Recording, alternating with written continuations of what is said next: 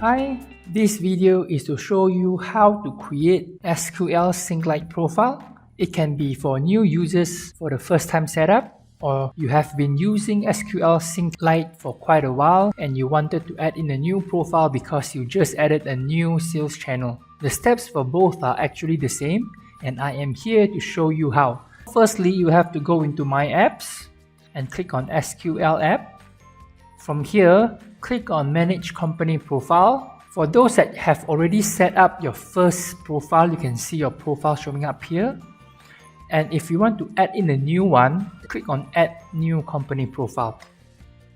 From here, you can type in your company name, and then you can select the sales channels that you want to sync into this profile. For example, I want to sync in this one,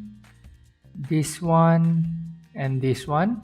So once I've selected, click on the next button. So from here you can see SQL accounting settings, which means you will have to enter the username and password that you use to log into your SQL accounting. Once entered username and password, you can do the path. For path, it is quite simple. From this login page of your SQL accounting, okay, click on the three dots button here, and then you are able to see the database popping up. From here, click on this link at the bottom right, copy the entire path on top here, go back to your SQL Sync Lite integration, paste it in, and that is not all yet. Put a /. Do you see the file name here? For me, it is default.dcf. So what you have to do is to type in the same thing in as well. Make sure it is identical.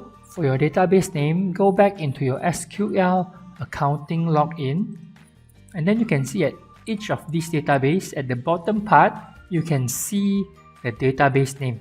So from here you can select the correct database that you want to sync to, memorize or remember the database name.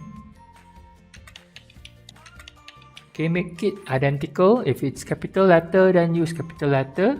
Once everything is done, click on Done. You will be directed automatically into the system. From here, you are able to see the stores that you have selected earlier.